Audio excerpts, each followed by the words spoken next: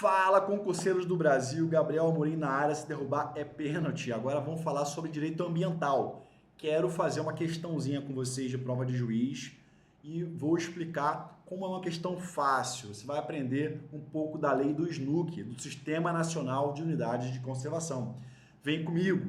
Galera, eu vou lançar esse desafio. Você vai pausar esse vídeo, você vai ler as alternativas e vai escolher a certa. Você vai colocar nos comentários qual é a alternativa que você acha que é a certa.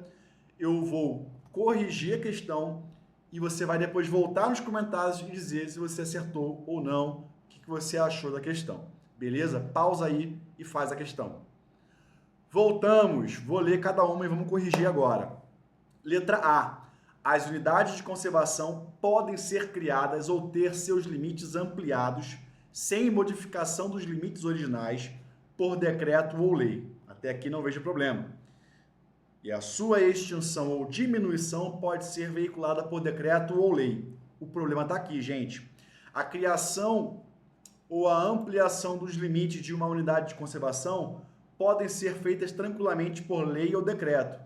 Decreto ou qualquer ato infralegal que esteja abaixo da lei, abaixo da hierarquia da lei. A criação, a ampliação pode, porque protege mais o meio ambiente, e isso quem diz é a Constituição, no artigo 225. Mas a extinção ou a redução de limites, ou a modificação, seja qual for do limite, precisa necessariamente ser feita apenas por lei, que é um ato mais formal, que emana do parlamento, em que há um esforço democrático maior, um debate maior para reduzir. Tem que ter um procedimento em que os representantes do povo discutam muito aquela medida.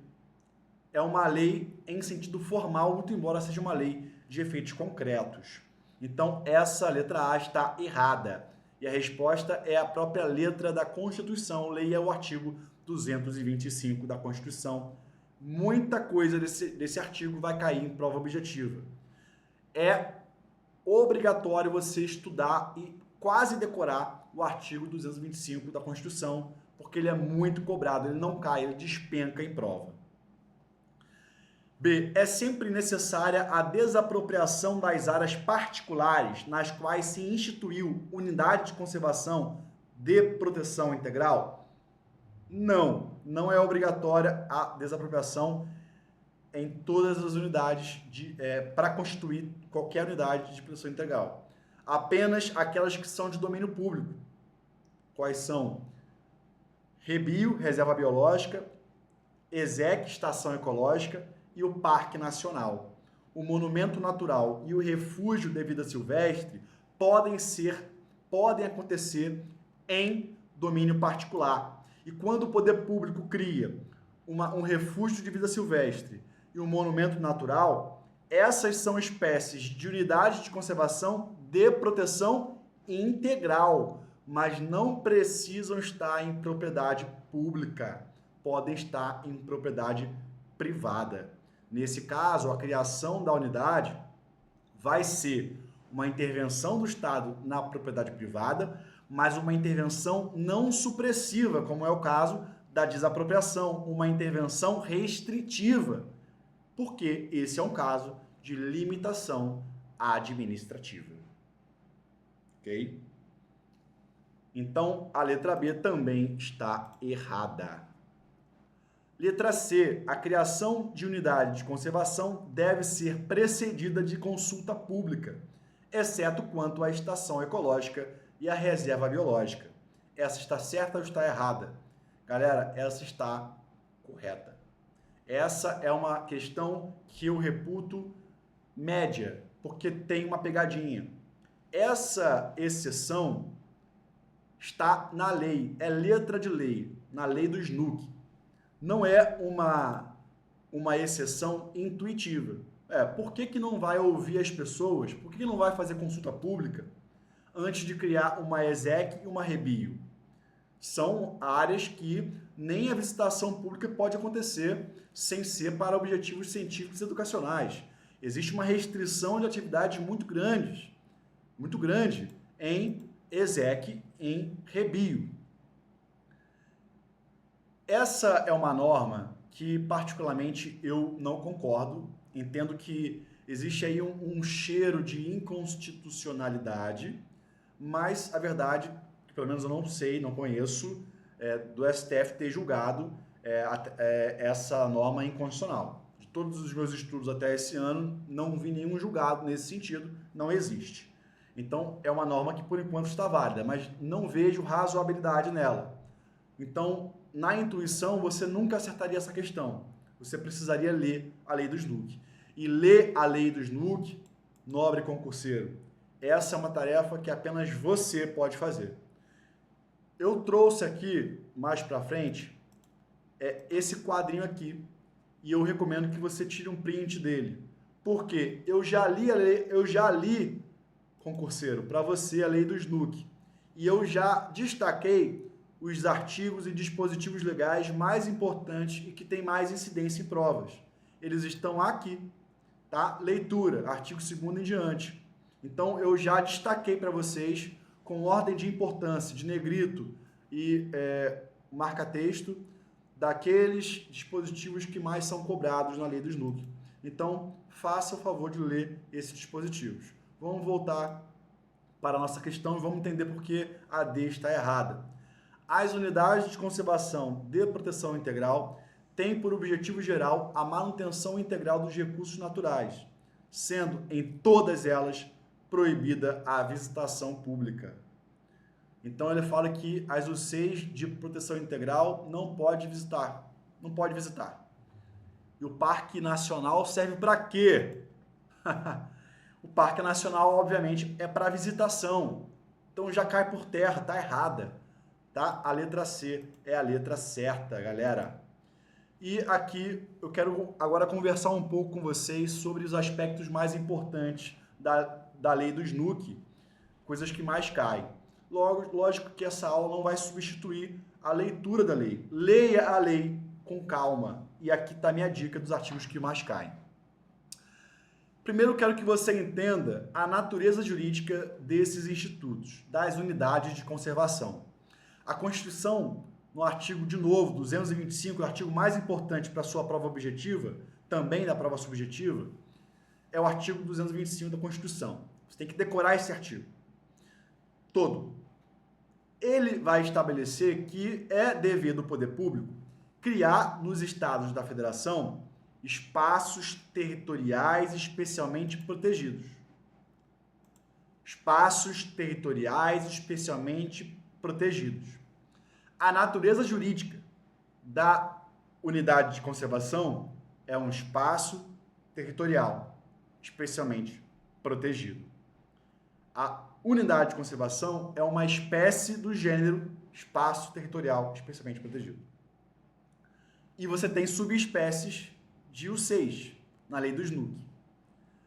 Existem outros espaços territoriais especialmente protegidos que não estão na lei do SNUC, mas não deixam de ser espaços territoriais especialmente protegidos.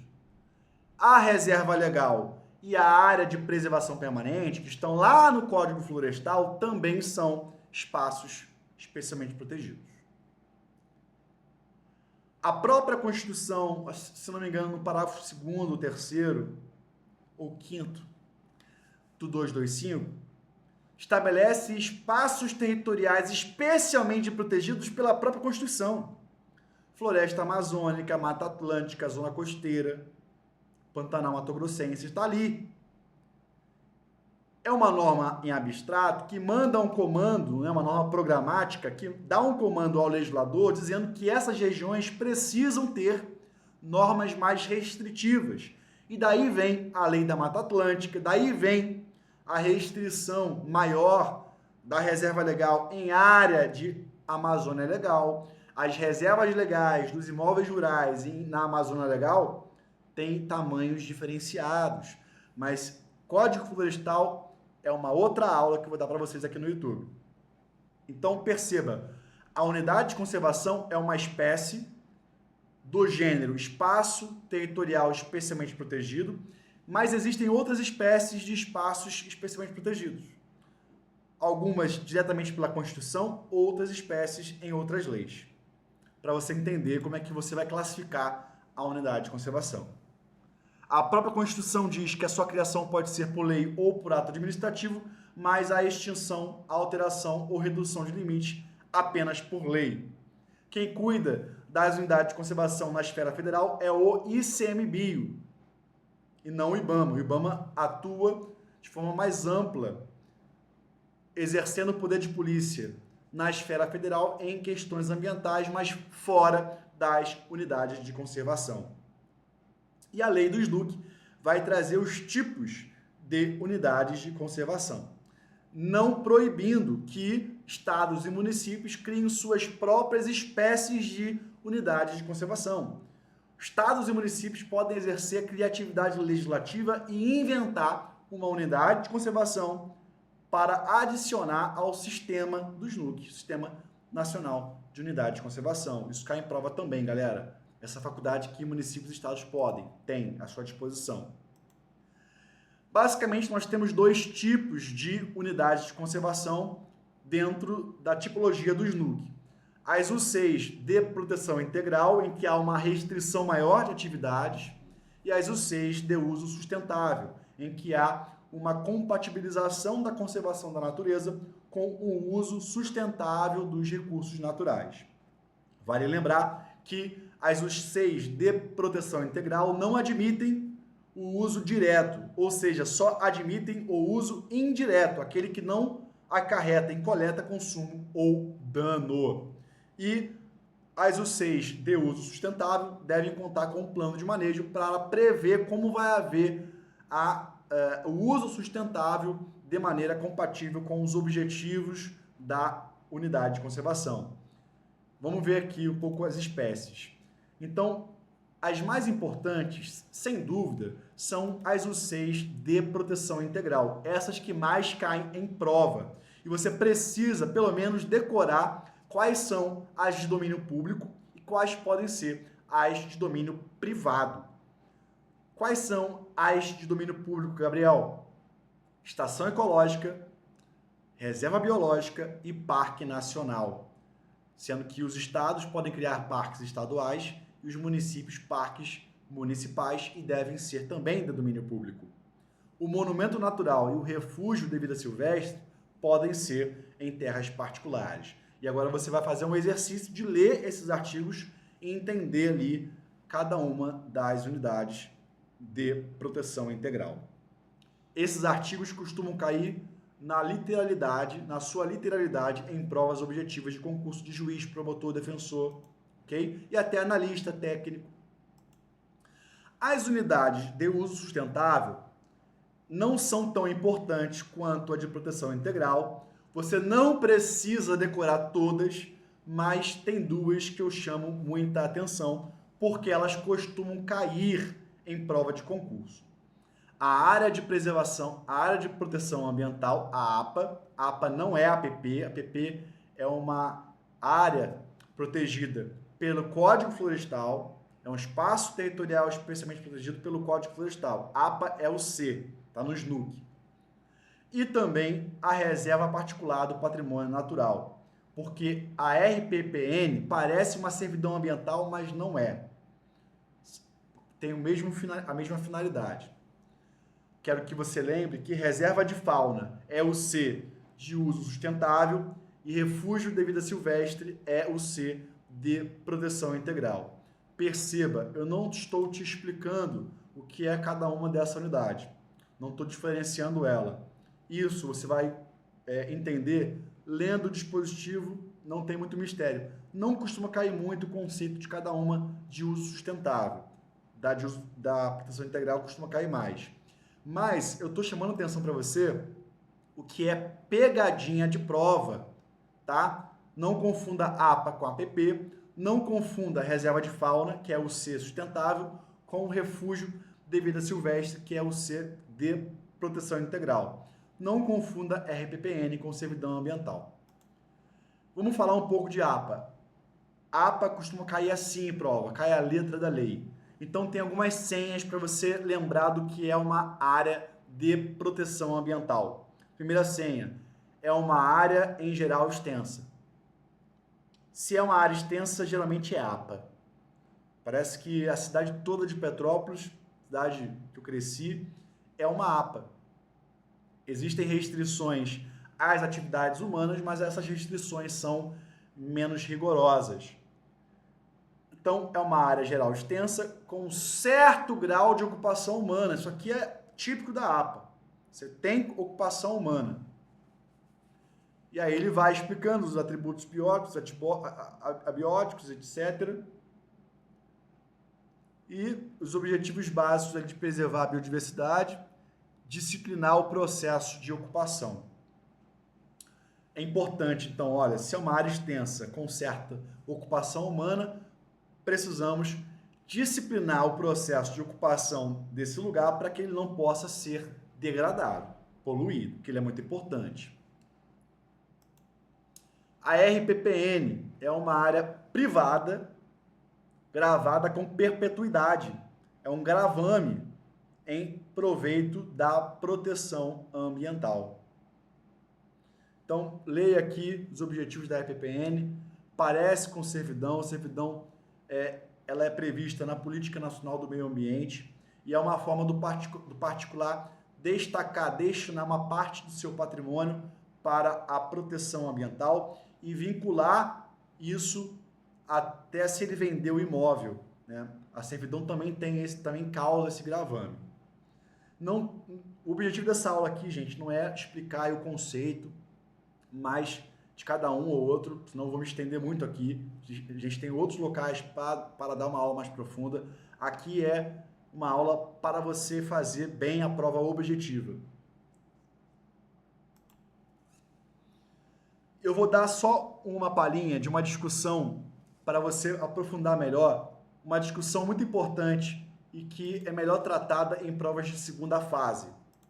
Na lei do SNUC, a gente tem o artigo 42, e a minha posição, a posição de alguns autores, inclusive a posição institucional do MPF, é de que esse dispositivo da lei é inconstitucional e precisa ser interpretado à luz da Constituição de 1988, especialmente à luz do artigo 231, que é aquele artigo que disciplina as terras indígenas e os direitos indigenistas estabelecidos pelo nosso ordenamento.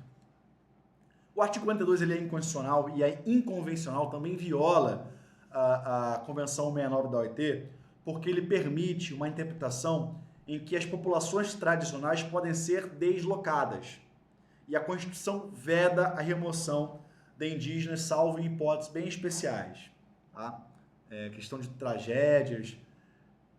Então, qual é a interpretação? Olha, o STF lá no caso, Raposa Serra do Sol, já disse que há uma compatibilidade da dupla afetação de um mesmo território. Uma mesma área pode ser terra indígena e, ao mesmo tempo, unidade de conservação. Uma dupla afetação ao interesse público, podem ser interesses públicos diferentes, né? Matizes diferentes do interesse público, valores diferentes, mas eles podem se conviver. E aí o CNBio tem que se esforçar para fazer um termo de convivência com as comunidades indígenas que estão em unidade de conservação.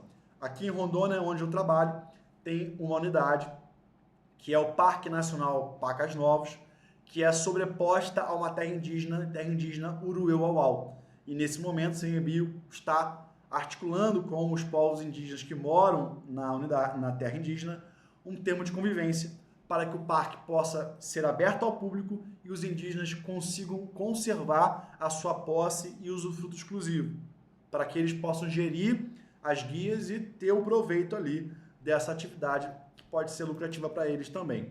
Então, o entendimento do MPF é de que as populações tradicionais não podem ser removidas. E quando a Constituição proíbe a remoção forçada de populações indígenas, a partir de uma leitura da Constituição sob a ótica da Convenção 169 da OIT, eu tenho que interpretar que a Constituição disse menos do que queria. Ela disse que, na verdade, qualquer população tradicional, os indígenas se incluem nessas, não podem ser removidas sem a sua vontade. e o artigo 42 precisa ser reinterpretado para que haja a convivência harmônica e a dupla afetação. É uma discussão muito própria para a segunda fase, para você problematizar. Acho difícil ser cobrada em prova de primeira fase. Se houver, é uma questão que pode dar margem a recurso, porque o STF ainda não julgou a inconstitucionalidade, pelo menos em abstrato, desse dispositivo aqui. Ele não foi expurgado do ordenamento. Alguns conceitos acessórios importantes da lei do SNUC. Zona de amortecimento. O ideal é que todas as unidades de conservação tenham uma área no seu entorno que tenha restrições de atividades menos rigorosas do que dentro dela. Então você faz um cinturão em volta da área da unidade, restringe as atividades das propriedades rurais para proteger as unidades contra problemas diversos, invasões, mas também contra o que é chamado de efeito de borda. O efeito de borda acontece com a degradação paulatina da fronteira da unidade de conservação por conta das ondas de calor, dos ruídos e do impacto do ambiente no entorno da unidade de conservação. São áreas mais quentes, mais iluminadas, que passam carro, e isso vai gerando uma degradação paulatina da unidade. Então você deve criar uma zona de amortecimento. A lei estabelece uma estimativa, de ser em volta de 10 quilômetros, em que as atividades humanas vão ser mais restritas, não tanto quanto dentro da unidade, mas ainda com algumas restrições. E a ideia, gente, é que as reservas legais dos imóveis rurais, que são vizinhos às unidades, façam fronteira, façam divisa com a unidade, para que haja uma conexão de áreas protegidas. Vamos supor que tem uma reserva biológica e logo depois tem uma fazenda que cria gado. Então, nessa zona de amortecimento, você pode restringir atividades a ponto de obrigar o proprietário a manter a reserva legal colada na reserva biológica, para você aumentar a área de floresta e gerar conectividade entre ecossistemas.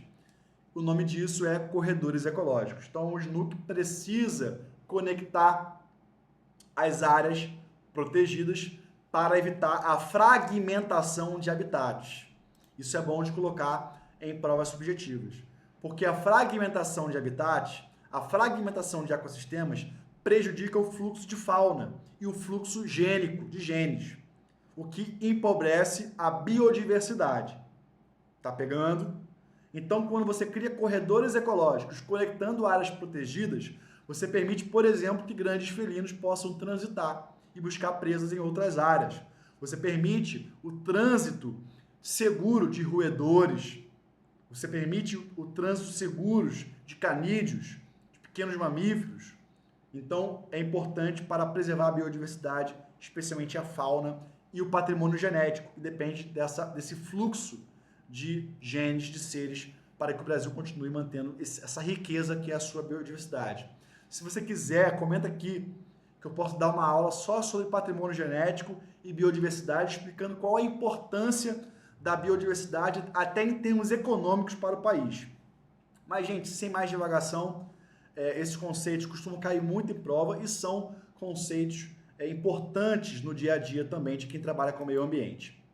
Então, essa foi a questão que nós resolvemos e a partir dela acabei de conversar com vocês um pouquinho sobre Sistema Nacional de Unidades de Conservação. E você, gostou dessa aula? Curta aqui se você gostou.